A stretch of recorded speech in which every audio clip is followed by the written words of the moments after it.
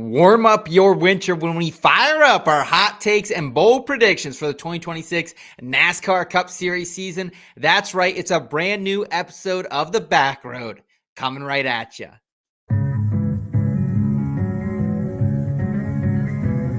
It's a non-points race, but it is a short race. Check your flag. That's all this race is.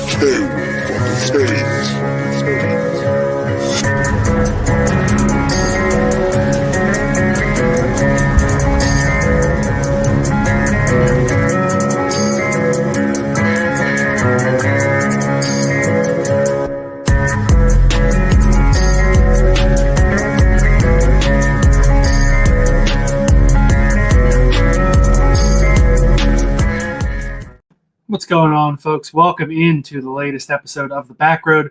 This is In Between Media's NASCAR betting show, as I assume you know. But if you don't, welcome. We're excited to have you. My name's Elliot Hicks. With me is Seth Woolcock. As we are getting into the winter spirit, we're heating up with a little hot cocoa in the mug and a little bit of hot takes coming on in tonight's show. How's it going up there, Seth? Elliot, beautiful time to be here. Excited for this program because I think, are all just kind of sitting on pins and needles, keeping our heads on swivels for some NASCAR Cup Series and All Series championship win totals, just future markets in general that we're kind of waiting for. So, excited to pass the time here with little bold predictions. I know you and I both come from a newspaper background, and I remember when you and I first met, we had a guy on the staff named Hot Take Jake. So that guy is now selling life insurance down in the great state of Florida, on a beach somewhere, driving a Beamer. So you and I are going to pick up the torch for Hot Take Jake and get a little bold of our own here. Yeah, some of us sell out and take the take that road, and some of us stick with the grind. So shout out to everyone out there sticking with the grind in whatever you do and sticking with it. In any case, on tonight's program, as we're still waiting for those futures markets to drop a little longer than usual, may have been because of the trial that just finished up. We will take a look back at some of the interesting nuggets in the rear view, discussing the notable items from the 9-day trial and the settlement agreement between NASCAR and 2311 Racing and Front Row Motorsports. Then in our Horizon forecast, we'll look ahead to the 2026 season and make our bold predictions for the year to come. We'll look back at what we had last year, worked out a little bit, and then make some new predictions for next year. Next year will be really exciting, especially over in the IBT Racing family, our Discord chat, where everything was previously fully exclusive. You had to pay that $3.99 a month or $36 for the year to get access to anything. But now heading into 2026, it is now free to join and gain access to our chat.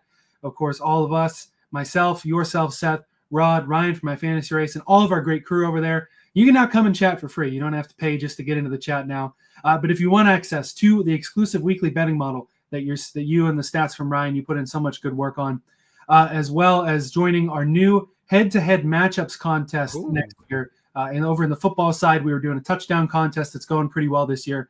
Shout out to everyone running up in the front on that. Best of luck the rest of the way there. We're going to do head-to-head matchups there next season as well. You can join for free at in-betweenmedia.com/chat. Links to all the fun in the episode description. And also another free bonus we want to talk about from PropDecks, Seth. Yeah, shout out to our partners over at PropDecks. We now have a free bonus contest. It's going to be starting in the NFL playoffs, so only a couple more weeks to get yourself in there and get set. We only have a limited amount of spots, but PropDecks, this is where you can build a player prop-based fantasy football lineup from wildcard weekend into the postseason. PropDecks is honestly, Elliot, like I'm not paid to say this part, that they are my probably favorite partner I've ever worked with, because just how much I enjoy this platform and what we're doing here. You can join. We have about up to 100 entries that are going to be in this tournament. The winner is going to be taking home a $200 Fanatics gift card. Second place gets an autographed Zach Evans Ole Miss Rebels jersey. And third, you will score a free entry into our 2026 edition of Draft Night Out. That's our live fantasy football draft party in Canton, Ohio at the Fantasy Football Expo in July. Again, absolutely free to join right now. Limited spots available. Join for free by going to in-betweenmedia.com/chat. Join the Discord and go into the NFL Playoffs Prop Deck Contest channel. Again, huge thank you to our entire PropDecks family over there, everything they're doing to help make this an NFL playoffs that is just going to be really, really fascinating and have a little sweat going on along the way, Elliot. So excited about that. And the Ole Miss Rebels keep chugging along in the CFP as well. So going to be a good next month or two as we await the NASCAR season to kick off. Yeah, no doubt about it. Lots of football fun over there. Those prizes seem pretty good. Hey, it was a great time just at draft night out this past year. Even the third prize is still a pretty good prize there. Yeah. Free entry into that and to have both of us help you along with your fantasy drafts there. And if you like what we're doing with the racing and the football side of things, we are also going to be launching families for our PGA golf content as well as the entertainment family over there in the new year. So going to be getting that Discord into a little bit of everything that we got going on here at In Between Media. Yeah, man, we're going to have a couple different pick'em leagues and contests for the entertainment side of things. If you're into movie picks and predictions, box office scores, everything kind of happening out there in the prediction markets. And then also PGA season, going to be ripping and roaring here. Jake Perry, he's doing a great job getting us set for that. So excited for everything to come here, Elliot. And I think we're here really at the precipice of it on the back road. Yeah, it's going to be a lot of fun. Just as everything tonight will be, we don't have to worry about whether NASCAR is going to be way different next year. They were able to settle the lawsuit. So let's go ahead and start talking about it in the Rearview.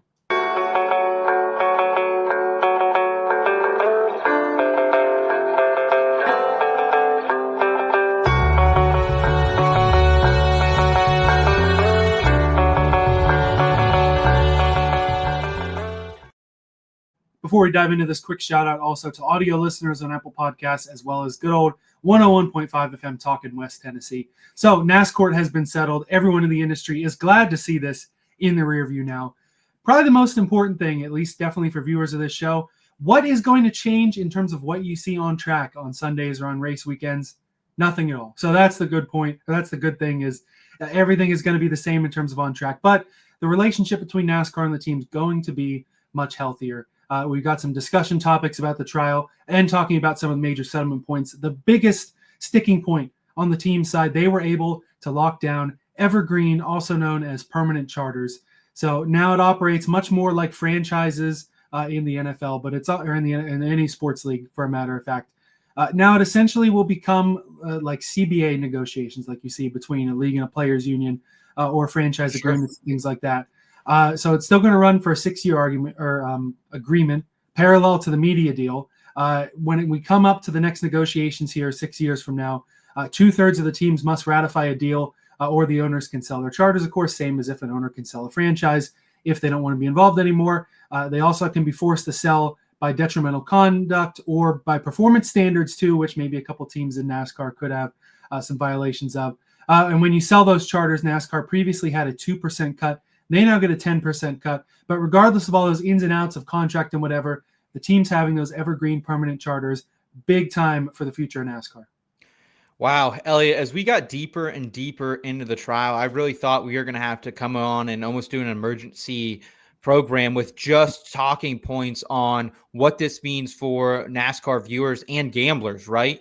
And it's so good that both sides could reach a settlement. It felt like it was really going one way during that trial. And, shout out to all the NASCAR media members who did a fantastic job keeping the public informed of what was happening inside the courtroom there in Charlotte. And, I got to say, Elliot, this is such a monumental moment from the sport. I think when we look back in NASCAR history, you're going to remember some things between that Daytona race in 2001 and this trial, but I think those are going to be two of the big bullet points you see in NASCAR history, right? Shout out to Denny Hamlin, Michael Jordan. Like I have to say, like, again, we're media, so I don't want to put ourselves on a side, but like I really think for the betterment of NASCAR for these teams, you heard some of these passionate pleas from people like Heather Gibbs, who Joe Gibbs saying, "Don't make us do this," right? And I think now we're going to live in a world where I think the sport can truly, truly prosper. And it's going to be not just one-sided, not just one family making the money, but also all these teams, all the employees for these teams, and the growth of this sport, I think, is only on upward trajectory. And I think it's because of people like Denny Hamlin and because Michael Jordan and Bob Jenkins have said, hey, enough is enough. We got to go and put our foot down and frankly, put our money where our mouth is. And luckily, MJ's got plenty of that. And I think we look back, Elliot, and this is Denny Hamlin's greatest mark on the sport. Forget about the 60 plus wins. Forget about if he ever wins a championship or not. This is a defining move for Denny Hamlin. And I think we are just blessed to live in a time where we got to see this transformation of a human come about over the last 25 or so years. Yeah, no doubt about it. When even the federal judge trying the case has been saying all along, hey, you guys should settle this, it's probably the best idea to settle it. So it's a good thing that they were able to work out their differences after still going through some of the trial, though, which revealed a lot of information in terms of still what's in the agreement here. Unfortunately, not everything has been released, and they won't be, as the financial terms aren't going to be publicly disclosed. We're assuming 2311 and Frontrow Motorsports received a great deal of cash in the settlement to make up for running uncharted most of the year. Teams will also receive a portion of the international TV money. That was something that came out where they get their percentage from the broadcast and media rights deal, which, again, I'm assuming the teams will get a little more of that in the settlement. But, again, we just got to wait and see what's confirmed and what may never see the light of day. Because, again, this was very monumental, very big in terms of hearing and seeing things we never would have heard or seen otherwise. So teams will receive some of that. They previously got none of it on the international side as well. As a 1/3 portion of new business deals, which involve team intellectual properties. That's if you're using the numbers of the sponsors, the car designs, the driver likenesses, things like that. Teams will get more money in that as well. Another big thing that's in this deal, we learned about what was called a 3 strikes rule that will now be a 5 strikes rule, where anytime NASCAR makes a rule change or some sort of change in how the sport operates that could cost significant money to the teams. Bob Pockris estimated the limit around $500,000 a car. If the teams don't approve of that, it counts as a strike. So, you still probably have to do it, but it counts as a strike. The teams can put their foot down and say, we don't like this. If that happens 5 times in the stretch of the charter deal, so what's another 6 years, that nullifies the exclusivity clause in the charter agreement, which in layman's terms means if you hit the 5 strikes, you're no longer exclusive to running it in NASCAR. You can go to another series. You can take the car to another series, any of that sort of stuff without penalty. We learned that one of the previous strikes was the teams didn't want to do the Charlotte Roval back in 2018. They were not interested in that. They couldn't figure out what constituted a strike or not back then, so nothing was really said about it back then. But now it seems like a pretty clear-cut thing where the teams can now kind of stand up for themselves if NASCAR tries to do something that they think is detrimental to the team side.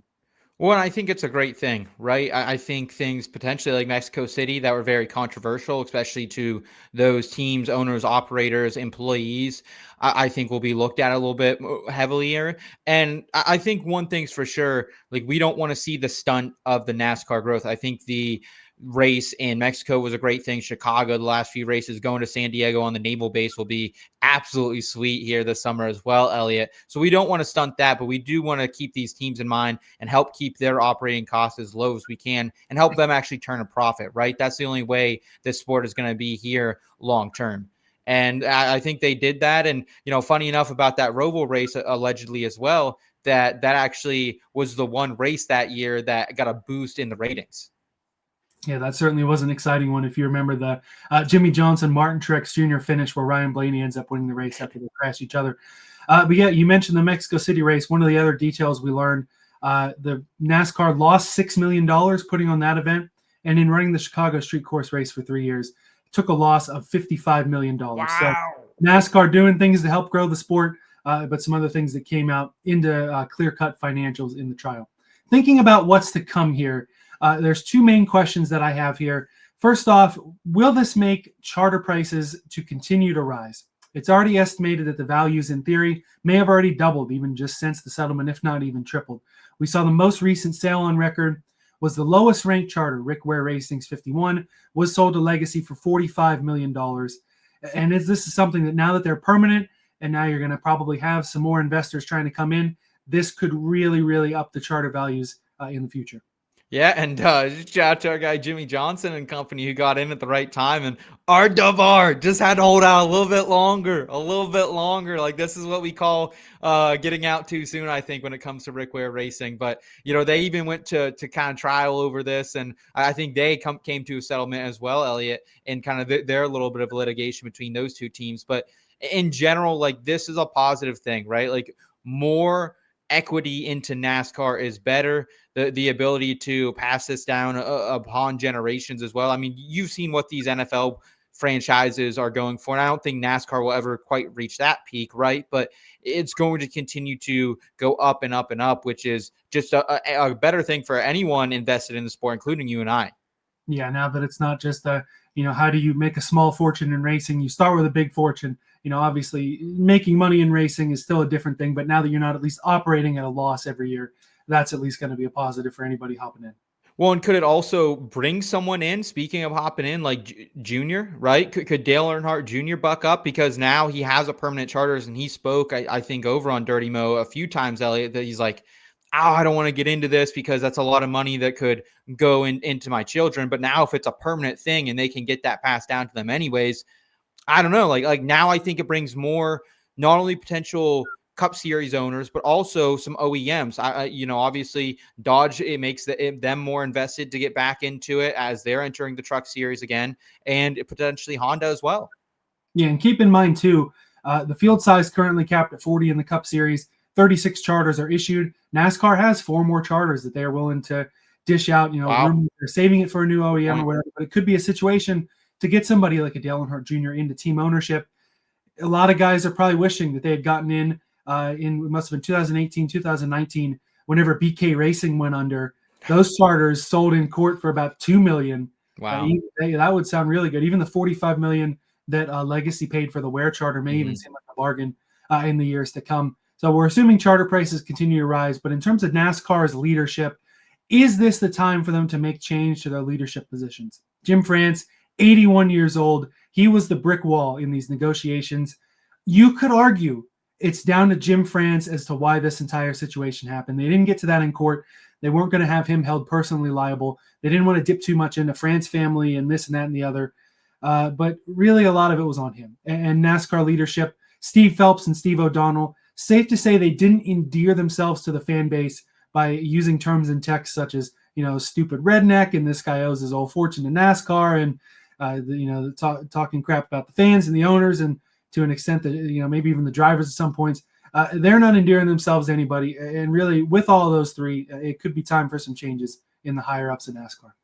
I think absolutely. That was kind of the big takeaway for me as well. I don't think Jim France, when he was allegedly on the stand, didn't have much to say, right? When we saw the prosecuting attorney on the stand, right? And going after him. And then when he was getting crossed by his own people, all of a sudden he knows a lot more. And apparently and even in some of the interviews, like on the courthouse steps afterwards, I can't even hear Jim France. Like he's very kind of a soft-spoken guy. But it really felt like even, his employees, the people on his side, wanted to occasionally cut some deals with, teams and wanted to be team forward, from everyone from Forrest to Phelps, right? It felt like they were really kind of trying to be good business doers. And it just felt like Jim France was almost kind of like this dictator figure, Elliot, who just wasn't willing to budge. And it felt like he was not willing to budge until 2 things happened. One, he had his back against the wall. And I think they had a real sit down after that Thursday of the trial and said, look, man, we might not win this and we don't know what's going to come out of it if we don't. And also we have one of the most badass mans in history out there go out and just write a letter, right? Write a letter and just put it all out there. Johnny Morris, this guy's an absolute stud. I mean, what he's done for the sport and calling it like it is, sticking up for his boy Richard Childress like that, and just coming from the standpoint that, look, dude, if this doesn't happen, if we go down this road, it's not looking good for anyone. And to hear from Johnny Morris and everything he's done for the sport speak up there at that point was very, very cool to watch. Yeah, and that arguably helped maybe settle this lawsuit to an extent. I think so. Johnny Morris, the founder and owner of Bass Pro Shops, I feel like at this point got to be one of the longest tenured, consistent sponsors in NASCAR. You can see Bass Pro on a multitude of different cars throughout at least the top 2 series. Yeah. In the Cup Series, 2 full-time anchor sponsors, one of them Ally Bank with Hendrick Motorsports, the other Bass Pro Shops on the JGR 19 at Chase Briscoe. So if one of your only full-time anchor sponsors left in the sport is saying, hey, let's settle this, get this done, or maybe it's not worth my time and money anymore, that's going to make things happen. And to give Jim France the benefit of the doubt, he's an old school guy. He's got the old school mindset. I can understand where he's coming from, where he says anything that with permanence, when we don't have permanence on the money side, is really difficult. having to work with the teams and give them some element of permanence with a renegotiation. That was ultimately what was right. And you have a guy like Ben Kennedy, member of the France family, young, 33 years old, but arguably in a position where he, with the help around him, can take over the sport. New era, new mentality, and kind of some new blood in there where Jim France can go and enjoy retirement and sit on some of that France family fortune that we also learned they have outside of NASCAR as well. Yeah, I think that's a fair caveat. And I think I don't want to undercut the France family because we're very grateful for the sport. We're very grateful for the opportunity to occasionally cover this sport in person as well, and just have a platform where, we can really tell it how it is. Right. And I think Jim France, you're right. He's kind of just an old school guy. And I totally understand wanting to protect your family fortune and not make any rash decisions. But when we get to this point, I think everything came out how it needed to be. Realistically, from a selfish standpoint, I feel bad this trial had to happen and a lot of feelings had to get hurt. And I'm sure there's a lot of, restless nights for Denny Hamlin, Michael Jordan, and the France family. We got to learn a lot. Transparency helps, I think, us cover the sport better. It helps us be better gamblers as well. So I'm kind of glad everything played out like it did. And the teams at the end of the day, they're going to get a little bit more of a cut. And hopefully this doesn't sink the France family, because I don't think it's going to, with how deep their pockets seem to be after it was all said and done. No, they'll be fine. And that's part of the settlement too, was if you end up with a situation where a federal judge has to rule on it, not looking at how the sport works necessarily, but just looking at what's legal, what's illegal, still owning the track, still owning NASCAR was something that maybe the France family would have had to divest, and it would have just opened up a whole can of worms that really, Judge Kenneth Bell, that's what he had said the whole time, was if I have to do this, it's going to open a can of worms that neither of you are going to like. So you should settle this. And they were able to work it out. But you talk about the transparency that we saw, and you talk about somebody who tells it like it is. Richard Childress may not be done with NASCAR. He was, I believe, the only team owner, well, of course, Jenkins and Jordan and Hamlin, but the only team owner not directly suing NASCAR who made it to the witness stand. He may not be done in NASCAR because one of the things that came out, of course, he can still pursue legal actions over those text messages, but it's not expected. But more importantly, news of a potential partial sale of RCR to a consortium led by former NASCAR driver Bobby Hillin Jr. and a group. That comes out in court, even though it had been under a non-disclosure agreement. So NASCAR really shouldn't have had it. RC was surprised to even hear it said. And it also revealed, he didn't want to put this out there, but Richard Childress owns 60% of RCR, and currently an investment firm, a capitalist firm, I can't recall their name, they own 40%, and they're probably looking to get out. So RC looking to maybe offload more than half of about half of Richard Childress Racing if he's able to get some money coming in, which it wasn't going to work with Bobby Hillin Jr. They cut that deal off because they didn't have the money that they said they did. 40% of a race team is quite a bit, and it could really make a difference if you can get some more new money into the old school Richard Childress, as that team almost within the next few years is going to be into a new era with the Dillon brothers and everything, as RC maybe starts to wind down his day-to-day operations there. First of all, you got to shout out RC. This guy is an American icon. When I say people light up around RC, that ain't gibberish. That ain't, puffing, anyone up there. I think I was on the elevator at Pocono this year, Elliot, with RC, probably 3 or 4 separate times. This guy's always going up and going down same time as me.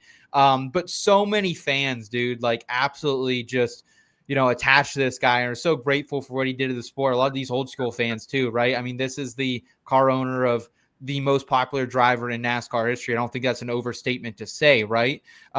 So everything he's done in the sport, and the fact that he still goes up to places like Long Pond, Pennsylvania, for an afternoon race, and not just the Sunday race, right? He's there on Saturdays watching Jesse Love, watching Austin Hill, be an absolute idiot, all that type of stuff. He's there for that. So RC is an absolute legend. And this coming out was a bit shocking to me, Elliot. I think it can be a positive that, like you said, bringing in new money to the team. But I also wonder what kind of ripple effects could this have internally? How much do the drivers know about this? How much do the mechanics all the way up to you have to imagine if he was selling AD, TD, we're probably in on this, right? They probably knew, but just surprising with we've all kind of had this fan fiction theory that Austin Dillon would step out of the car sooner rather than later and go upstairs. That seems like maybe that's a more further distant future than we maybe gave credit for after hearing this. Yeah, and keep in mind, I do think RC would probably still keep a majority ownership there for the Dillon brothers to eventually take over, but still a non-insignificant stake, a pretty significant stake there. 40% could be up. And it's just a matter of figuring out a right buyer. And now it's a matter of figuring out in court how this came out and what there could be this week. I don't think we're going to get the same level of reporting on it, honestly. But it was even Judge Bell, I think, was going to have Richard Childress and NASCAR lawyers and stuff back in court to figure out how did this get out? How did you find out about this? And what actions need to be taken? Yeah, I absolutely agree. Like, there's one thing I have learned in my young business career, Elliot. You don't mess with an NDA. Like, that is something you don't try to get out of. You don't try to, spill the beans on that. Someone spilled the beans. It's just a matter of figuring out who it was at this point. Yeah, and you talked about just how beloved Richard Childress is in the garage. He's one of those legacy owners that, he's got some other businesses out there. He testified that if it weren't for these other businesses, the race team would go under because the money's just not there. That's the only way to keep the doors open. Those are the kind of guys that you want to keep in the sport, the guys that have been there forever. Childress and Hendrick and Penske and now Joe Gibbs at this point. Those are the people you want to keep around, and now they will stick around as the lawsuit is settled. Some other fun nuggets that came out throughout the lawsuit. They even talked about betting for a minute. So this is some really intriguing news that I don't know in terms of timeline when this when they had discussed this, but it was opened up that NASCAR had previously discussed potentially setting up a parimutuel betting system to run at tracks. If you don't know, which I had to read up on this as well, parimutuel wagering, the odds are not fixed and rather determined by the amount bet on each numbers.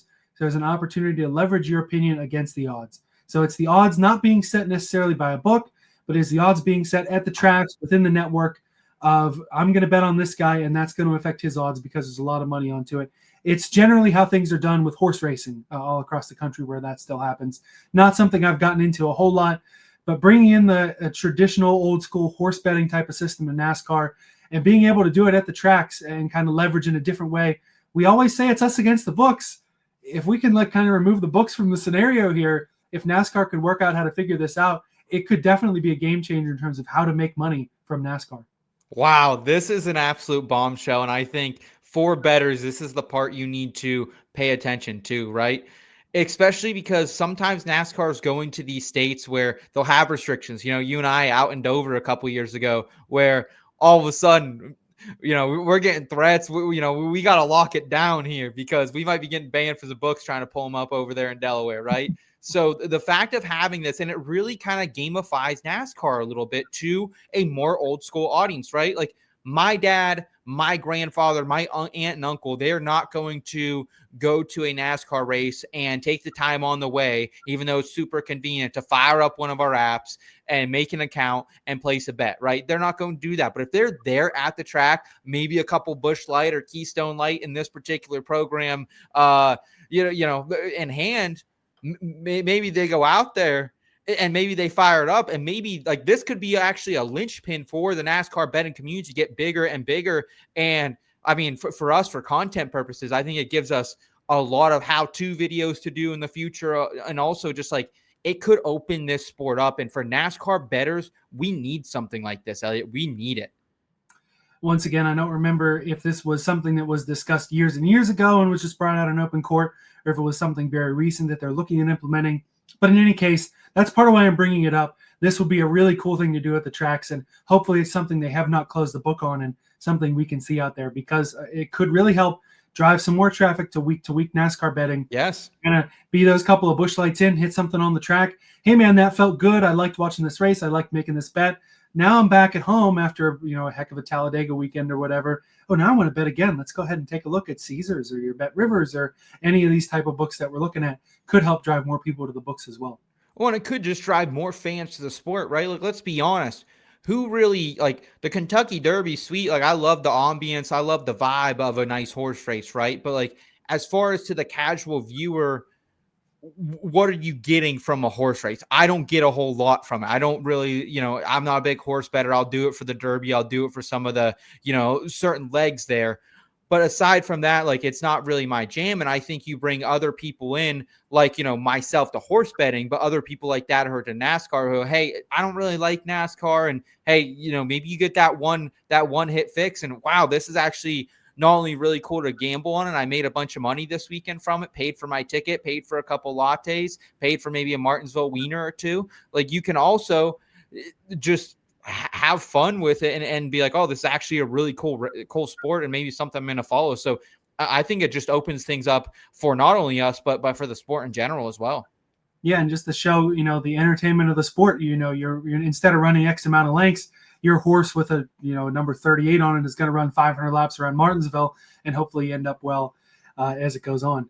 With Front Row Motorsports, it was revealed when Bob Jenkins was testifying that on average they spend considerably less to run their team and cars than 2311 and others. Financial experts estimated running a next gen at around $20 million a car. Bob Jenkins says we spend more like $14 million a car. It enables them to save a little bit of money, but the on-track performance definitely affected there.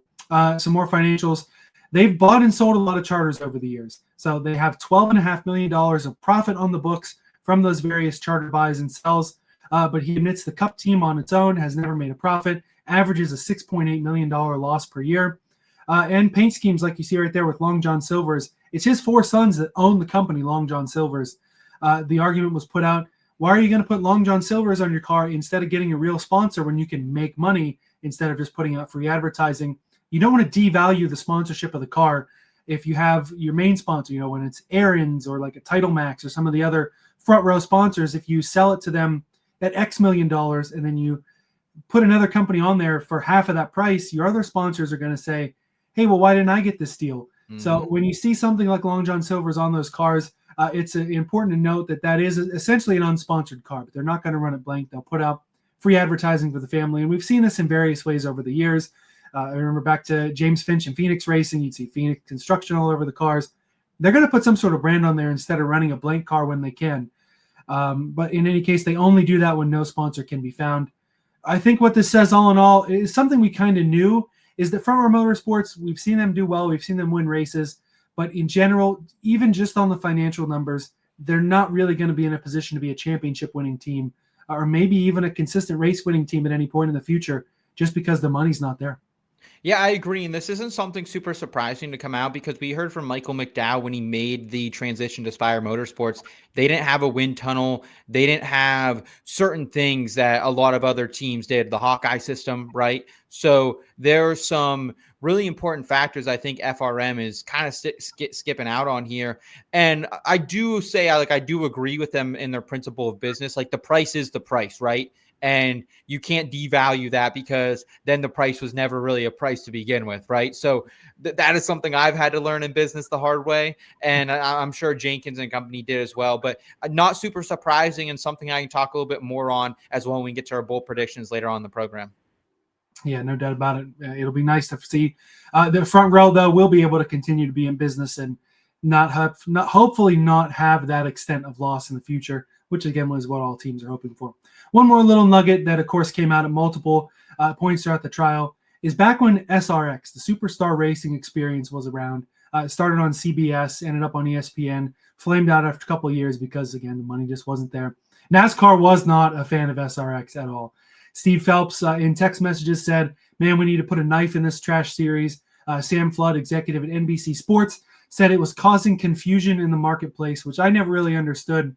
Even when you had your Chase Elliott's, Denny Hamlin's, and Kyle Busch's and Justin Marks and stuff running in that series, I don't know who was going to confuse it really for NASCAR. So that's confusing from Sam Flood, but he was the guy who let Dale Earnhardt Jr. and Dirty Mo walk away. So I don't know how smart he really is in terms of the NASCAR business. In terms of all the insults that were hurled at SRX, it was something that I don't think really any fan out there thought was really a threat or thought was very similar to NASCAR.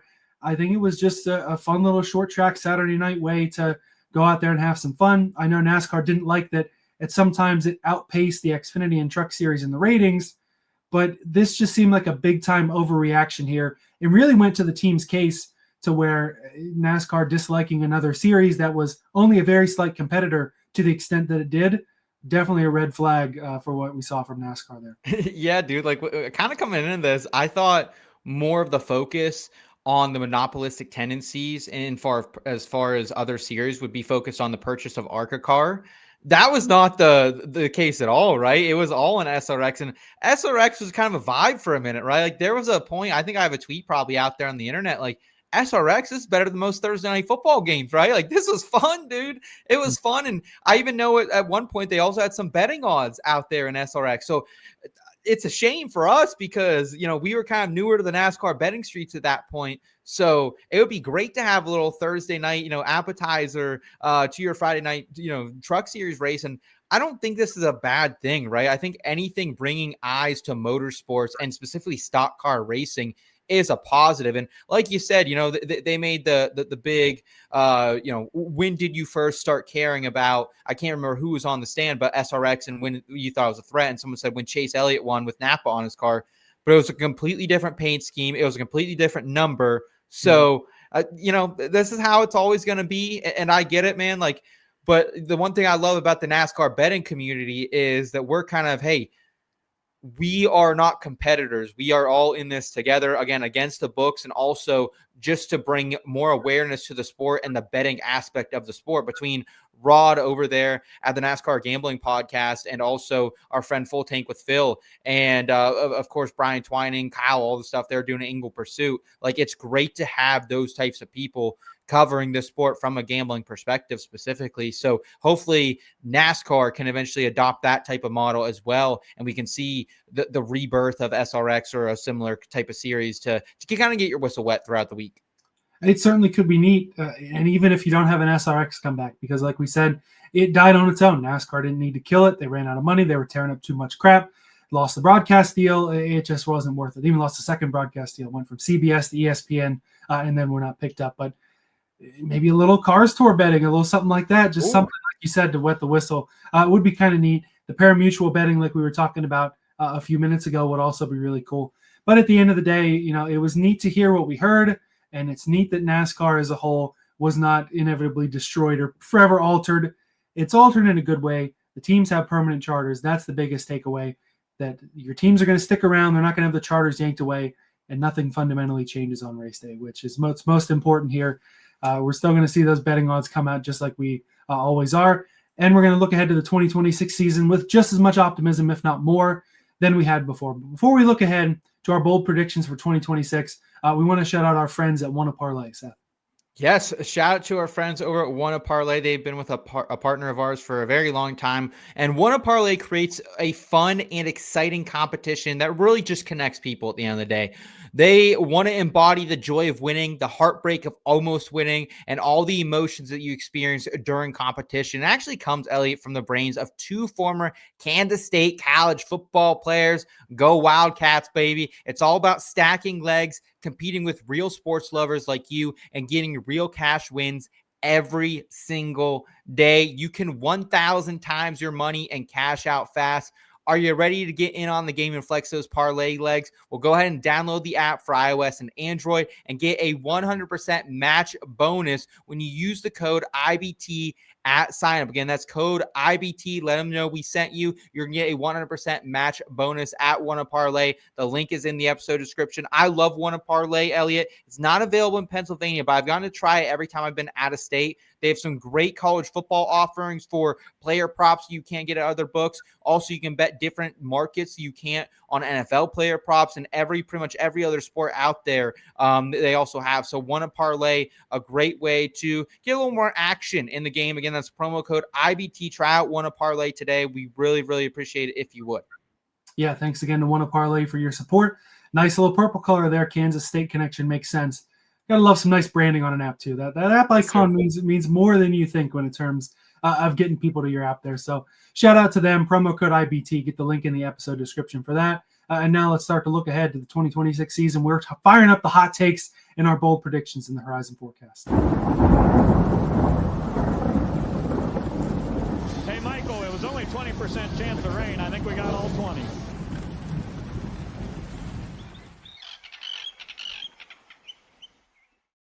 Again, something to look forward to. We're going to have some new drops for the segments heading into 2026. And as much as we love Ray Dunlap and that little thunderstorm clip, we're probably going to make things a little brighter. We don't have to think about rain every time we're in the horizon forecast, especially because this year, the first year where we didn't have any rainouts since Wow. something. So certainly impressive there, and hopefully taking away the rain from that clip doesn't take away the mojo.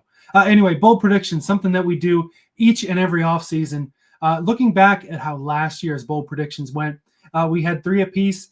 I'll start with, we'll go back and forth, just kind of like we will when we get to the bold predictions. My first one was that the Cup Series would have over 16 winners. Obviously didn't happen, but when you have 14 winners and none of multi-time, multi-year race winners, Reddick, Bowman, Kyle Busch, Buescher, and Keselowski, none of them won a race last year. So it wasn't terribly off base. You had a few other guys run second in there that I didn't mention, a few first-time winners that we're still waiting for. Over 16 winners was maybe a bit of a push. We normally don't see that, but I don't really feel that bad about this one, Seth. No, I wouldn't either, because you got a lot of drivers right there on the razor's edge. Like, we came in thinking SVG would win a race, but we had never seen it on a full-time basis from him, except that, Chicago in his very first start in the Cup Series. And then also the fact that, I think a lot of us were not like all in on would some of these RFK guys step forward, would Buescher, would Keselowski remain like in the top 10 in the standings, but I would have thought they would have won a race, right? I would have thought Bowman, Busch, really all those guys had a chance at a race. And when you had Bubba Wallace win a race, right? You had Bubba Wallace win a race. Like, I would feel really good about this prediction. And I don't think we had a first-time winner, Elliot, right? I don't think we had one at all. I don't believe so. So, yeah, I would have been all over this one. I thought it was a good play from you. And, if you got the SVG wins and you got the Bubba Wallace win, I would have felt pretty dang good. Even an Austin Dillon win and an Austin Cindric win. Like, you got a couple there. Josh Berry, I guess we did get a first-time winner in Josh Berry. Okay. But you got all those. So I would have thought at least Bowman, Buescher, Kez, one of those guys, Reddick, could have came through for us. And a lot of them had shots at wins as well. Yeah, no doubt about it. I think there were, 5 guys who didn't win that finished second, another 3 or 4 with a third. So a lot of guys came close in a year that was tough to win. In your predictions, you did mention about Bubba Wallace. One of your, the one that we nailed was related to Bubba Wallace. Yeah, Bubba Wallace returns to the playoffs. So this was one of my best bets. He broke a 100-race winless streak at the Brickyard 400.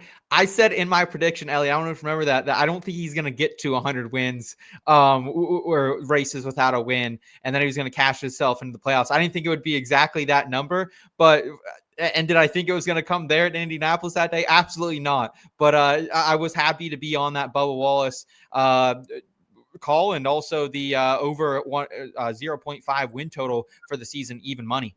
Yeah, really helped to hit the bet there as well. That was his first win in the regular season. His previous 2 Cup wins had come when he had been already eliminated from the playoffs. That was pretty good then. It was pretty good to call it in the regular season too. Yeah, that worked out. Was able to make the playoffs and had a really good round of 16. Had the round of 12 kind of go sideways on him. Like we talked about in the postseason recap, if the dominoes had fallen a different way, he could have continued to advance. So we know the 23 team going to be feeling pretty good. Another team feeling pretty good probably next year, the number 9 at Chase Elliott. I predicted he would be the winningest Hendrick driver in the regular season. I would say he was the most consistent, but definitely was not the winningest driver. Wins didn't come often for the 9. Took until July, the Atlanta race, to get a victory, or maybe that was June. But either way, the summertime Atlanta race, and then fall Kansas when he took advantage of the 23 and the 11 hitting each other, goes and wins that race. Just 2 wins there. So that was 3rd among Hendrick drivers for wins. But considering Byron had a winless drought between Daytona in February and Iowa in August, and Larson still on a winless streak, won 3 races early in the year and then didn't win in the final 24. Chase had plenty of time to catch up, just couldn't quite make it happen. Either way, another one that just kind of missed the mark for me. But again, I don't hate it. I don't hate it either, because you also kind of get like a half a win for the Clash win for Chase, right? That would have kind of technically gave him 3. And he did like double his win total from the previous year. So like, I don't hate this at all. You were kind of also like, that was also kind of a mini fate of Larson, right? And when William Byron went cold, it looked like you were going to get this, but he kind of got on a heater there at the end and clicked off a couple wins there at Iowa and then Martinsville again in the playoffs. So it looked like you were like really in contention for this one. So like, that's what a bold take is, right? Like, it's not supposed to be an even bet, right? It's supposed to be something that if we were to bet on these straight up, like it'd get you pretty good return, a little bit long shot type of odds territory. So I think that fits the bill. Yeah, you want to talk about long shots and hot takes and fades of Larson. We'll talk more about that in one of my bonus ones that I'll have later. But in terms of the base three, Seth, go ahead and throw out another one of yours. Yeah, I had Kyle Busch to win his first race at Daytona since 2008. And, Busch, he went a second consecutive season without a win. And he looked good at all the super speedways, but just can't finish it, man. And so that was kind of a big whiff. Like, obviously, that was a really long shot, right? Because he's going in most of those races 10-1, 20-1 odds sometimes. So I only had 2 shots at it, but he rated out very high in our Daytona betting model last year. He led some laps and then got turned around on that one. So we'll see. Might be another way to get back invested in Kyle Busch. I'm not as high on him coming into this Daytona, but still rates out in the early betting model in the top 5 of our predictions. So Elliot, again, I actually did a full episode last week, a solo pod breaking down the model. I actually did a little bit of tutorial of that as well to kind of see how we build out our rankings and projections each week. So if you're interested in that, take a look at that and see where Kyle Busch is. Yeah, I was going to shout that out as well. Good work on that last week from you. And that's one of the big storylines that we see every Daytona 500. It's not just how can a guy start his season, who's the favorite to win. It's can the old vets who've never won a Daytona 500 be able to pull it off? Of course, now you hear about Kyle Busch and Brad Keselowski year in, year out. Busch is over 20 years of trying and 20 years of frustration in the Daytona 500 and still not able to get it done.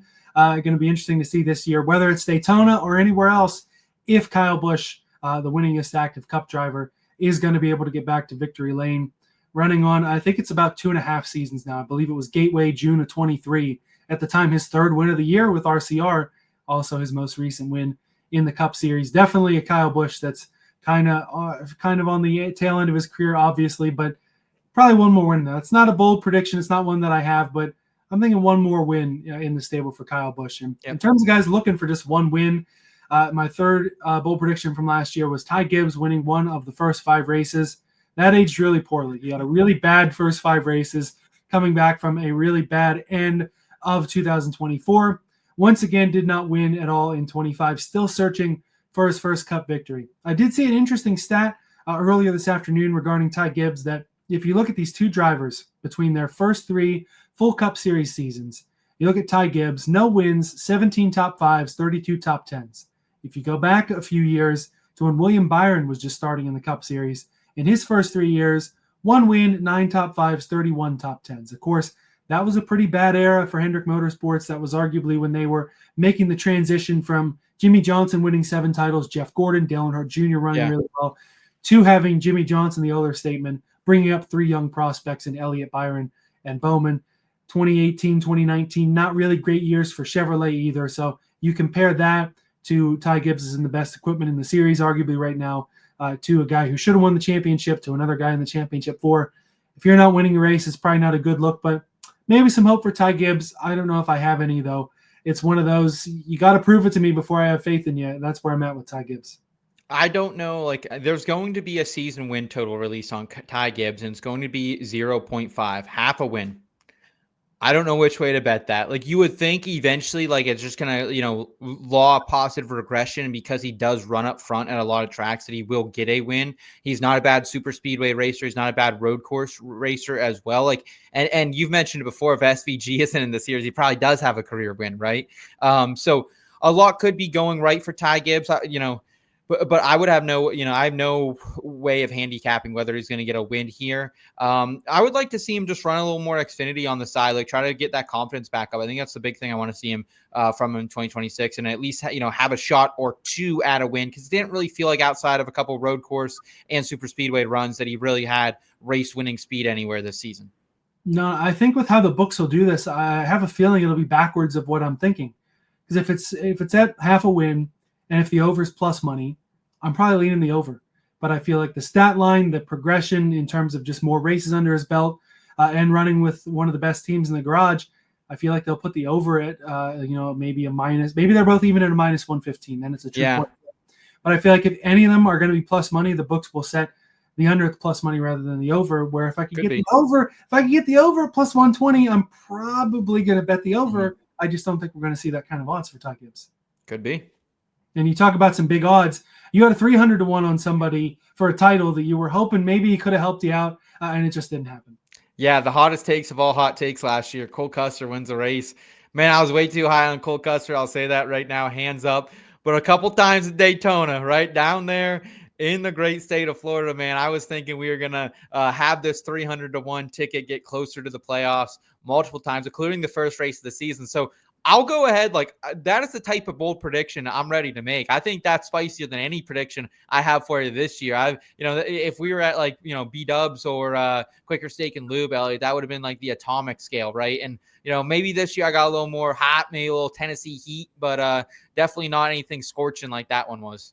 No, that definitely was a hot one. And maybe somebody's title odds will be just as crazy this year, and maybe we'll think about it again. But hey, I mean, for a 300-1 and a bold prediction of a guy winning a race that probably isn't supposed to win, to have the lead on the backstretch of both Daytona races on the last lap, about it. Then at that point, it's just Daytona's Daytona. And that's a good call. Then that's a good call. You gotta give credit to that. That's like a half a win. I feel like, honestly. I'll give you like a third of a win. Okay, I'll take that. That still means I got more than you, and that's all good, baby. Yeah, sure, that works. All right, so now 2025, we're taking a look back, and it went pretty well at the Bubba Wallace one. That's a team win because that was a really good one, but 0 for 5 on the rest of them, 0 for 3 from my end. I'm hoping to do better this year, and it starts with a team that we'll talk about on multiple occasions in this year's bold predictions, Spire Motorsports, and I'm going with Carson Hocevar. I'm bringing back the winning one of the first 5 races of the year. I'm saying Carson Hocevar gets it done, and I have way more confidence in him than I do in Ty Gibbs, which of course is kind of weird, but that makes you choke up a little bit. But I think the Spire 77 going to be a remarkably strong team this year. I think Spire as a whole in really good shape. They could have Chris Gabehart coming into the fold, and with Carson Hocevar, a kid who has all the potential in the world, just needs to keep his head on his shoulders. I think this year, especially early on, I think you're going to see him locked in. He's a guy who all this kid wants really. He obviously wants to win races. He wants to be successful, but he's 0 for 2 in the Daytona 500 in terms of being able to even compete. Crashed out in like the first 10 laps in his rookie year, and then had a mechanical issue that puts him behind the 8 ball from the very beginning in 2025. So this kid being around for the finish of a Daytona 500 is kind of all he wants. And with the back-to-back stack of super speedway races, Echo Park Speedway at Atlanta coming in race number 2, where we were set up for potentially a 3-wide thriller with Hocevar right in the middle of it before Josh Berry or whoever crashes and caution comes out, robbed of the chance to get it there. Hocevar, a kid who I could even extrapolate this out. It's not nearly as bold of a prediction to say he wins. So I'm going to say he gets it done early, one of the surprise early lock-ins to the playoffs. Give me Hocevar in the 77. Rod, I know you love it. Seth, I'm sure you love it too. Hocevar taking the checkered flag early and potentially often, maybe even a guy for multiple wins, depending on how the season shakes out. This is hot, Elliot. Like you skip, I'm going to build my way up from like a mild to a medium to a hot. You're just going full in, baby. Break out the milk with this one. I also think maybe next year too, maybe we should get like some like salsa sent to each other, and then like each level we take a chip. We did something similar on the Fantasy Pros channel that I think would be fun. So maybe next year we'll try to do something like that. But this is scorching hot because I don't think if he doesn't win one of those first 2 races, like he's not going to win.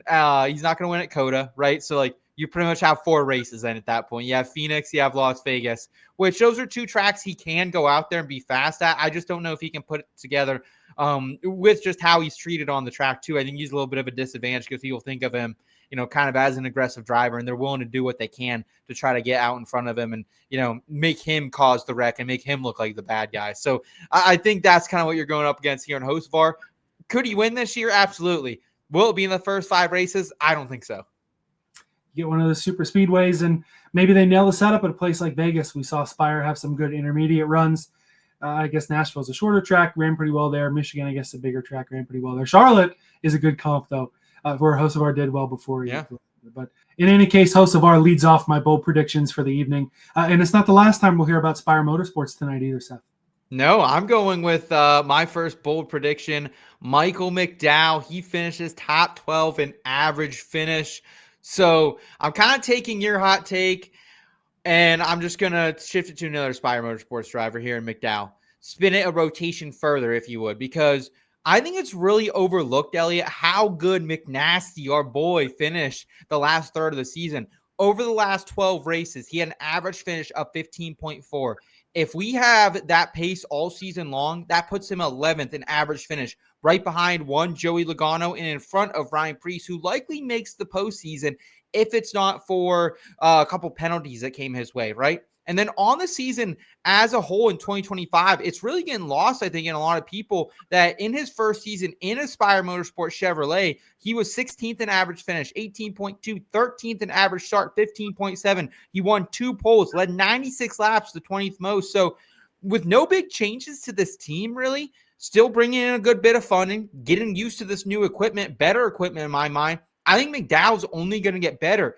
And we saw some really, really inspiring performances from this guy last year. Like whether it was almost stealing a win at Texas, Atlanta, coming back from 7 laps freaking down, man, or leading the most laps at Chicago before that broken throttle cable ended his day. McDowell was on one, man. He really was, and it's kind of going under notice. Like, I think he can win a race. I really do. And like, I probably think we don't see a win total for him, or if there is a win total of half a win, it's not going to be a good enough investment to go on it. But right now we have at BetMGM 250-1 for him. If he opens up at FanDuel 250-1, that's a steal. That is way better than my Cole Custer bet last year, because he's a guy who, while there are less road courses, could maybe win at a road course. He can, and he's done it and winning at a super speedway. And he can also get it done at intermediates, as we've seen as well. So I think whether it's the championship future market, or if we can find like a head-to-head standings matchup against him and someone of similar ilk, I'm in on McNasty this year. I think he gets a top 12 average finish. Does he win? I'm not sure. Can he get to the playoffs? I'm not sure, but I think he's going to at least have the record to deserve to get to the playoffs. I think your hot element here, this is almost like, I don't have a good food comparison or anything, but this is the beginning and the outside. McDowell having a good year, average finish being solid, all works, but it's top 12 that turns this into an absolute scalding hot take. Do I think McDowell is a good driver? Is he good with Spire? Can he have a good average finish? Can he win a race? Can he point his way into the playoffs, even if he doesn't? All true. All absolutely true. Very okay being high on Michael McDowell. Top 12 is a gigantic ask. 4 spots. He's got to make up 4 spots. And now you put Connor Zilich in the mix. You're only talking about like the last third of the season, right? That's not over the full year. He was 16th in average finish on the season as well. So he only has to make up 4 spots there. That's not bad, but that is a heck of a 4 spots to jump. You talk about just the top line teams for each of the manufacturers. That's 11 cars right there. So you're banking on Ty Gibbs having a bad year. You're banking on Bowman having a bad year. You're banking on Cindric and probably Logano having a bad year. And then you got to hope SVG continues to run like garbage on the ovals. You got to hope Zilich doesn't tune into the cup car. You got to hope your boy Chastain doesn't have a great year. You got to hope that Hocevar doesn't outrun McDowell in what could be a battle for the top driver there. You got to hope Suarez doesn't suddenly find. Oh, I ain't worried about Danny Suarez. Give me a break. Yeah, he may not be someone to worry about, but even if you gave me like top 16, that's a very reasonable bet. And his win total may even be worth sniffing at. Again, it's one of those that I feel like the books are not really going to give us a great number on it. But it's one of those where I think McDowell has a good year. Top 12 in average finish. It's going to have to be an absolute mega year for both Spire and for McDowell to put yourself in that upper echelon of teams. Yeah, I guess my analogy, me starting off with mild going into medium hot, was not right. I guess I'll take the egg on the face on that one for sure. Well, hey, we did reorder you a little bit because we got one more Spire hot take. Yeah. It said, I think all 3 Spire cars win a race this year. I think the team has had enough of an upward trajectory. I've given them all the flowers after their first couple of years. I was giving them all the crap in the world, saying they're only here to make money. They don't care about winning races. They've changed that a lot. They made their money. They've continued to invest. They've brought in talent, both in the driver's seat and in the garage. Even though it didn't work out with Rodney Childress, bringing him in was a great choice. Chris Gabehart, if he does come through the door at Spire as we anticipate, that's an absolute mega hire, especially with how good he's been in the next gen, how good things went with Denny Hamlin and everything with JGR last year. Chase Briscoe, a guy like that, his development, even though Gabehart wasn't on his pit box, competition director for a guy like that, young driver with some high potential and some talent, kind of sounds to me like a Hocevar. And then some old veterans in terms of Suarez and McDowell, kind of sounds like, I don't want to put Bell in the veteran category yet, and Hamlin is definitely all but a champion in his own respect, but all 3 of these guys have talent. This is the best Spire lineup that we've seen on the track in terms of drivers. And they're a really well-diversified group of drivers, too. You talked about it with McDowell. Has had shots on the road courses. Ran up front of Texas. Can really steal that oval one when he's got the setup right. I'm thinking Hocevar comes out, has a good year, early win, maybe multi-win. Suarez has what it takes to put himself up front when everything works well and when he has the car to do so. Happened in strategy last year. Vegas was his highlight, finished second in that spring Vegas race. In terms of a 36 race full schedule, I think there's 1 or 2 races where that 7 car with Suarez even has a shot to go out there and win. I think it happens for him. The dominoes all fall right, and Spire really puts himself in a position to challenge Trackhouse for the number 2 Chevrolet team. Goes out there, all 3 of the Spire gyms, 7, 71, 77, victory lane for the trio. See, this is hot. This is like, you did not take this assignment lightly, my friend, because like I can get behind McDowell winning. I can get behind Hocevar winning, kind of played right into, you're kind of just almost adding a third leg to this parlay, if you would here, Elliot. And for me, like, I just don't know if I can trust Daniel Suarez. He's been in Trackhouse equipment for a while. And I know while it's not like switching manufacturer or anything, I think still switching teams is going to be a little bit of adjustment, especially for a guy who was 29th in points last year, just 2 top 5s.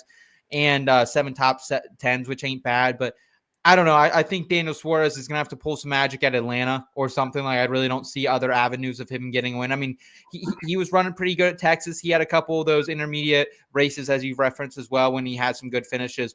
And he is like the type of high ceiling, low floor driver, right? That's kind of his MO. So it does fit this wager. Question for you: if there's a over under 1.5 on Spire as a whole for their season win total as an organization, are you smashing the over?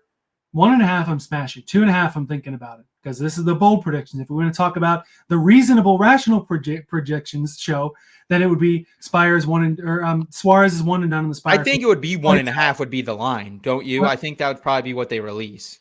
I would think so, unless that they take the fact that McDowell has won races before and Suarez has won races before, especially in the next gen, and bumps that up. But I do think 1.5 is a good number, because I think Hocevar himself could pull those 2 wins. But if it were the reasonable projections here, I would say Suarez has a terrible year, flames out there, is out of this ride, 1 and done, and Bowman takes the 7 car next year. But it's the hot takes, and you have to have some positivity in the hot takes. They're not all going to be positive, but this one is some positivity for Spire. And putting my faith in a team that has continued to, they proved me wrong, and then I've had some faith, and they've been proving me right. This is maybe a little bold here, but again, it's the hot takes. It's not the reasonable takes. Yeah, absolutely. All right, so you got a couple more, and one that I don't really feel like this is that hot of a take here on Trackhouse Racing, but let's hear what you got. Yeah, I think this is definitely the mild, right? This is the mild. This is the one you get so it, the kids can eat it. Maybe the wife or the fiance can also take a nibble or two. This is Trackhouse Racing sweeps the road courses, and I said it before, but SVG out there right now, 150 to 1 or longer to win the championship. That's going to be my first wager when we see those future markets here released in Pennsylvania across all books. Second in wins with 5 to only Hamlin. Third in playoff points. 10th in laps led with 312. But I think what I failed to mention when breaking down how good SVG was last year, Elliot, from a futures perspective, is how dominant this guy was at road courses. He won by 16.5 seconds in Mexico City after starting on the pole. He survived a late restart at Chicago after starting on the pole. He survived another late restart at Sonoma after starting on the pole. He won by over 11 seconds at the Glen after starting P2. Won by 15.2 seconds at the Roval. That is insane, man. And I know the road courses are different. I know we have won fewer this year, but no Mexico, no Chicago, also that earlier Glen date. I do not think that is enough to make up the difference with SVG and everybody else on road courses right now. I don't think 1 year of an offseason, a couple months, is going to give you that. A few weeks, if you would. And, I have to assume, too, that everyone in the NASCAR industry has kind of been frozen over the last couple weeks with this trial going on, right? Like, the one guy who doesn't care at all, who's been in the lab working, it's got to be SVG, right? A guy who just, doesn't know much about the sport other than, hey, I'm good at this, right? I'm going to buck up and show out here. He's really gotten good at the race execution part of it too, right? He knows when to pit, when to stay out. The team actually relies on him for those calls, which I love as well. Plus, he isn't making the big mistakes like speeding on pit road. He did it when he was a first-time driver in the Cup Series, but he hasn't since then. And I think really like Zilich and Buescher, those are the only guys who have beat him head-to-head when he's had good equipment. Like, I'm going to throw out Coda in the spring because something was not right with his car, I think. And Zilich is the one guy who wasn't afraid to really rough him up a little bit in Xfinity last year at Sonoma. And I think SVG will give Zilich a little bit more grace because they're buddies and also the fact that they're teammates, right? So if you gave me a bet that was Trackhouse versus the field at every individual road course, like on ESPN Bet, where we can bet individual teams, I'm going to take it every week. And also, if you would even give me a bet where, hey, they sweep 3 out of 4 races, or even see what their season win total is as a whole organization, I'm probably down on that as well. Yeah, I mean, you barely mentioned Zilich there as a guy who can take road course wins as well. ESPN Bet now, the score bet, something important to note too. Log into your accounts if you haven't in a while. I had some bonus bets on there. Good point. The score bet, formerly ESPN Bet. And I know we've called it Xfinity a bunch. We're going to get used to O'Reilly. Yeah. It's going to work. I did it too. Well, it was the Xfinity Series, and I was, past participle. When we get past the holidays, get to the new year, we'll make sure it's there. But yeah, I think that the one place this is especially going to come out is I think it's San Diego. It's going to be SVG probably leading. Zilich is probably a second and a half behind. Everyone else is 20 seconds in arrears because that's I think it's going to be like a 4-mile track. Nobody's running it before. Exacta. Bet the exacta there. I agree. That exacta may be like a -500, but either way, I'm probably taking it. But this is a pretty easy one. It's not really that hot of a take to me. Even Chastain is a road course winner. His first win at Circuit of the Americas back in 2022. Good point. You're right, though. I mean, we said this last year, though, too.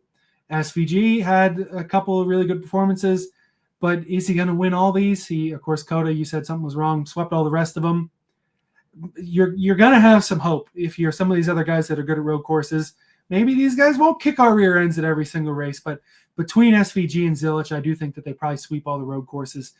One of the questions I do have, though, if you're bringing up Connor Zilich, one of the hot takes that I kind of balanced, what do you think is more likely? That Zilich pips multiple road courses from SVG, gets multiple road course wins, or that he doesn't win it all in 2026? I think he can win one road course. I don't think he can win 2.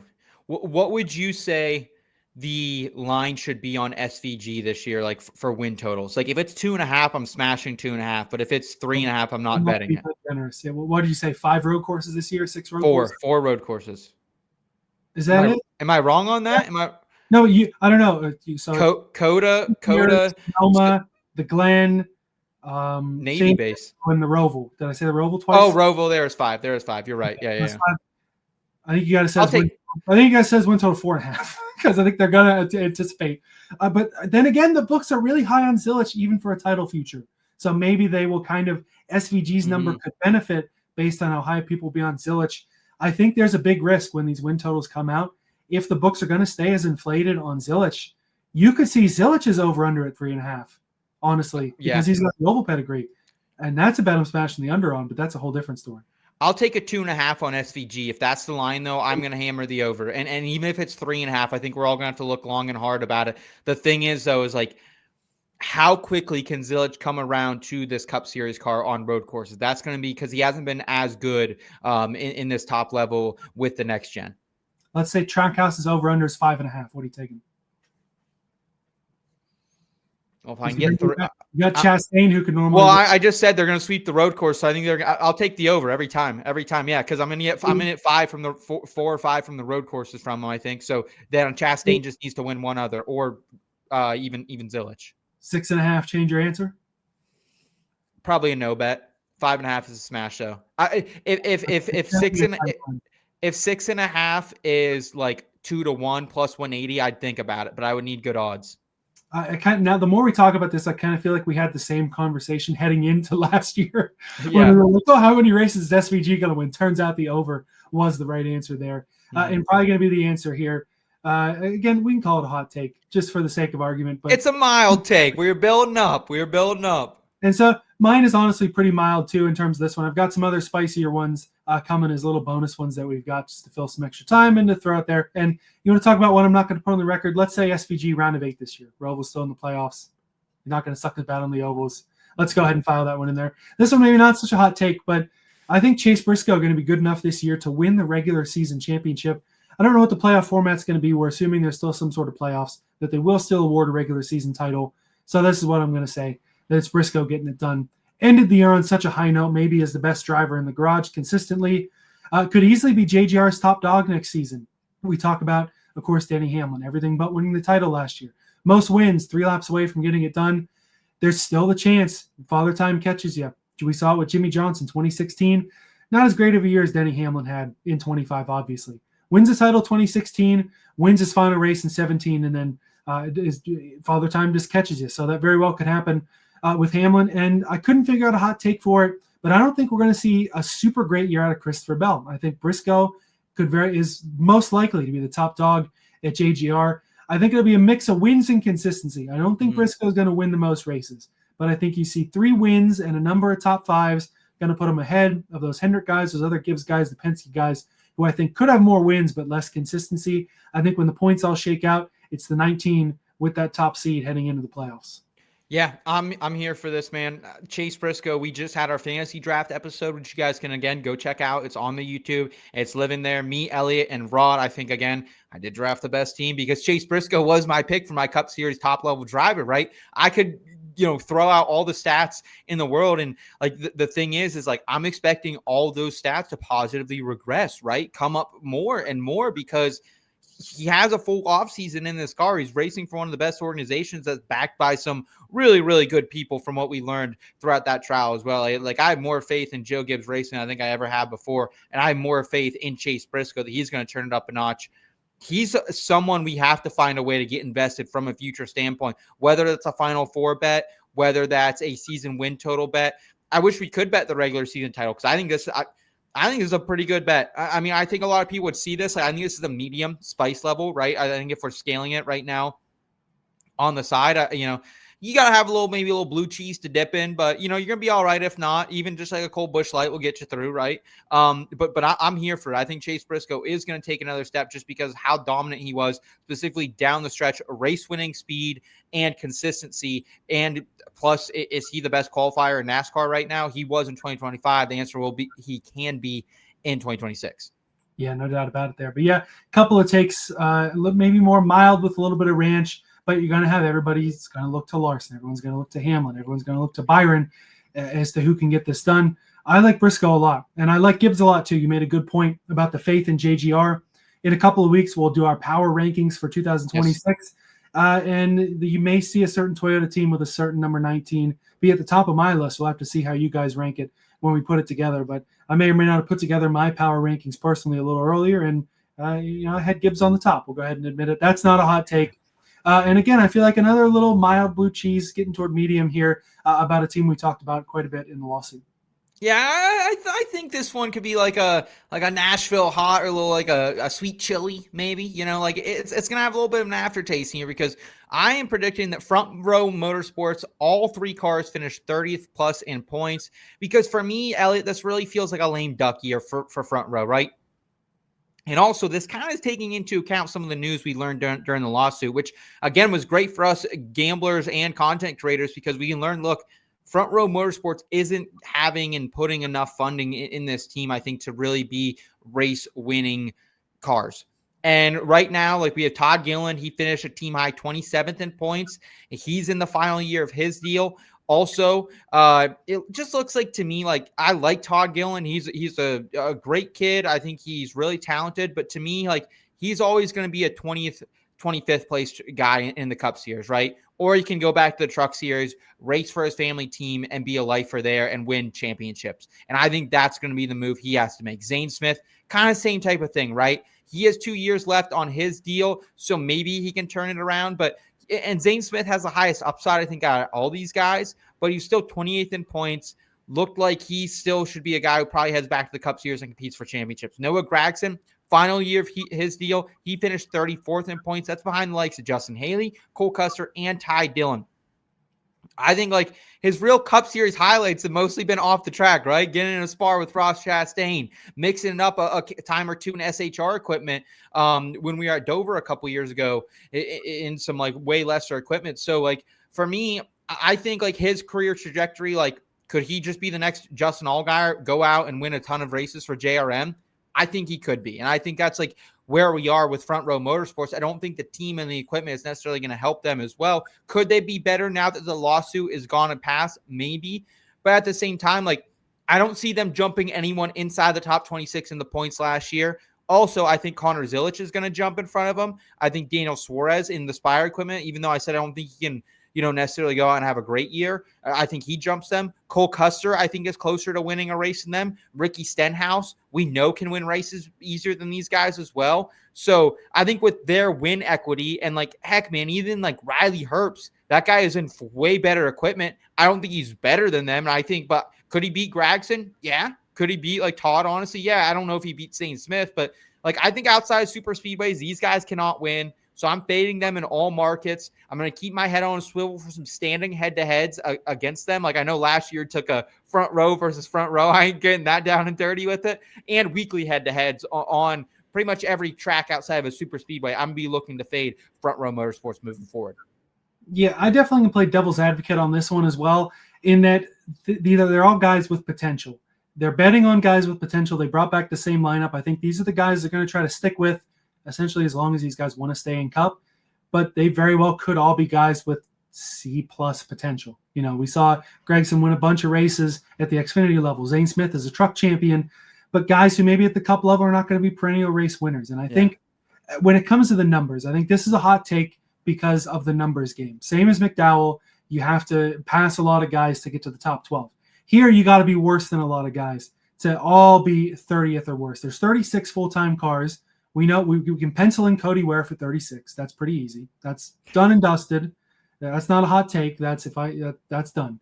Cole Custer for 30+, probably, and Riley, yeah. Cole Custer is probably going to be in this range. Riley Herbst probably going to be in this range. I think both AJ Allmendinger and Ty Dillon at big-time risk for this range, especially Ty Dillon. This is not – I feel like not enough people are talking about this. This is going to be a really, really terrible year for Kaulig. I think Ty Dillon is not going to – he may not even sniff a top 10 all year. And I think Allmendinger, the only shot he might have is on the road courses to get him above the top 30 in points. Not even to make the playoffs. I think those 10th places at the road courses are going to keep him out of the cellar. It's not going to be good for Kaulig. They have no manufacturer support. When they get to Dodge, I'm completely flipped. I'm saying whoever Kaulig has in at that time, I'm betting them on potentially over one. Probably AJ Allmendinger and Ty Dillon, brother. It won't be Ty Dillon when they get to Dodge. They'll bring in somebody, maybe one of these three guys who's maybe a little better. But both of them are going to be awful. Who did I say? Herbst is going to be awful. Custer, Ware. So that already bumps one of these guys up into that top 30. But I generally get the point here. They're running. I'm taking AJ over all these guys, dude. AJ's got better. AJ has tracks where he's good at. AJ, we know, is going to run fast at Homestead. He's going to run fast at Charlotte. I think that I don't know if you remember how bad the Toyotas were in 2007 when they were first coming in. AJ Allmendinger in the second Red Bull car. A lot of races were pretty bad. I think this may end up being worse equipment. Early legacy, that type of range is kind of what you're thinking? Yeah, could be even worse. This is going to be really bad because it's not like they were that good the last couple of years. Sure, I'll trust AJ, but that's a whole separate thing. So this is hot, maybe. This is actually kind of a hot take. This is hot because of a numbers game. If you said all 25th the worst, I'm probably taking it. But granted, though, these guys have their moments. I can't rule out one of them winning a race. Man, where? I bet the under this year on their race wins. I'm going to bet it again, but I'm not ruling out the chance any of these three guys can take a super speedway. Todd Gilliland ran really well at Talladega. Zane Smith really sporty at the Summer Echo Park Atlanta race. That's the only place they can win. These guys nail a setup or pull a super speedway win out of their rear end. But in general, I agree. I think they have drivers with upside, but not with enough upside to take a bad car and go win a race and go really compete in the points. I think Gregson's another guy who just needs to keep his head on his shoulders. Todd Gilliland is mid. I'm okay with that. And Zane Smith might be mid also. Yeah, and the closest Zane Smith's ever sniffed a win was one of the wildest Nashville races that's the type of chaos and calamity we have to pretty much see. And I just don't trust these guys at the end of races. We saw Cole Custer, who even is a more veteran guy, in my opinion, at the end of Cup Series races than these folks struggle. Justin Haley, same thing, a guy who, technically has a win in the Cup Series, been around a lot longer than these guys, struggle when they get out in front of these super speedway races. So I just don't trust these group of young bucks to get it done, even though Todd Gilliland can control a pack. He is one of the better super speedway racers. And honestly, him and a couple of these other guys don't rate out terribly in the Daytona betting model. I think Todd Gilliland definitely best one on that list. I think he came in 16th or 17th on that model. You're right, though. To make it happen, especially at a super speedway, they're going to need all three of them to work together up front. I don't think there's a situation where all three of them are in the race at the end. I'm sure one of them will be crashed out because you're going to have those deals where if your teammates are not around, you're going to get dumped out. And I feel like even the Penske guys, they're going to throw out one of these Fords if they can get a chance to win, especially the Daytona 500. So I'm very okay with this. And I've got 2 extra ones that we'll throw in here. We don't have to spend that long on them if we don't want, but some bonus ones that get a little hotter as we go on. I'm thinking that we see multiple winless drivers in 25 make it back in 26. I'm picking at least 4 of them. We talked about some of them earlier, the 45, the 48, the 8, the 17, and the 6. All guys who have won races in multiple years on multiple occasions. None of them won last year. I think they can all get back. Plus, you got a number of potential first-timers, 77, 54, the 88 is Zilich. Could all pull out their first wins. Ricky Stenhouse, we talked about, could get a win again after a couple of years off. Daniel Suarez, a couple of years off, could maybe sneak one in there. McDowell hasn't won in a couple of years. This is almost another way to maybe sneak in that more than 16 winners. But you had guys this year. Who knows if Barry's going to win again? Austin Dillon, if he can't hit Richmond, we know he's not winning this year. And guys like that, I think that we're going to see more of these guys get back to victory lane and potentially really put that crunch on to maybe get that, bumping that winner out and having more than 16 winners. And you want the hottest take of the season, the Big Spice, the Atomic, the One Chip Challenge, the Atomic, the Diablo, the Ghost Pepper. I was trying to think of Ghost Pepper. There you go. Kyle Larson's winless streak extends to at least 40 races heading into 25. He hasn't won in 24 races, and his 40th race without a win will be next year's Pocono weekend. So I think that he pushes that out there. We don't see a Larson win until midsummer. Do I think after this point he can go on a run, rip out 5 out of 12, make it into the playoffs, have a good championship run again? Of course I do. I just think the winless streak is going to continue, and that's one of the big storylines we're going to talk about next June at Pocono is, holy cow, Kyle Larson hasn't won in 40 races. That's crazy. That is crazy. Like, I love your first one. Your first one is like, I think excellent because there are a ton of drivers that I think can get back to victory lane. Like you mentioned McNasty, Kyle Busch up in that as well. Suarez. There's just a lot of good drive. I think Eric Jones, I was almost trying to mention the legacy guys. Yeah. Yeah. I think Eric Jones could be in for a win here. He was almost part of my bold predictions. Let me tell you what, when you go to Bristol, I'm betting Kyle Larson in some shape or fashion, and I'm probably betting him on the outright every dang time we go to Las Vegas this year. So with those 2 races, I believe being in the first 16, I cannot get invested in this idea, but like this really is the atomic of the atomic. So I like you putting yourself out there on a ledge for all the internet to see, my friend. Hey, you got to throw it in there. Clown me when he wins the 500. Clown me if he leads 380. I like him for the 500 too. I'm going to be honest. He's second in the projections, baby. Giddy up. He had a really good year at Super Speedways last year. And yeah, lots of fun going on right now as that closes the book on the hot takes. We'll look back at it next winter, see how great or how poorly we did. Of course, all these are going to hit. So we'll look back at it and talk about what a great job we did because everything's going to go well. But in any case, the offseason rolling on here. In between media, lots of stuff we've done already this offseason that has been fun, along with this one and all that's to come. Like we said, teasing a bold prediction, or not a bold prediction. This is the bold predictions, teasing a power rankings episode. We're going to start to break down odds as they come out, the power rankings, and yeah, lots of fun going on here, as it always is here at In Between Media.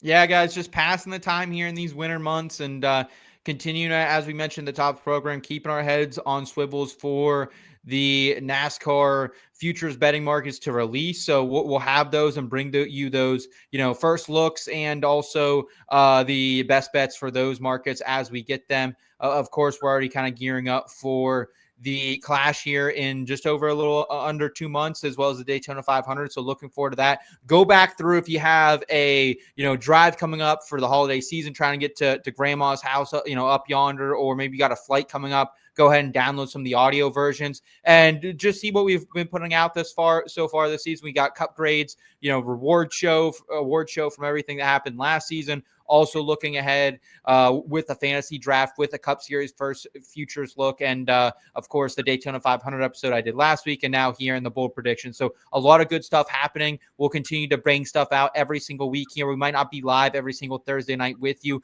over this holiday stretch, Elliot, but we'll definitely keep bringing content both here and in the IBT Racing Family Discord. Yeah, no doubt about it. With those holiday travels, as long as grandma doesn't get run over by a reindeer, I'm sure we're going to go pretty well. And if she is, let's make sure it's like Richard Childress or someone sweet in that driver's seat, baby. There we go. Oh boy. Yeah. So again, lots of fun here. We're hoping these books put out some odds soon. We may even give you a little F1 exclusive show because at least they have some books out. Geez. But in any case, we are grateful for you rolling on down the back road with us. We'll see you next time here at In Between Media's The Back Road.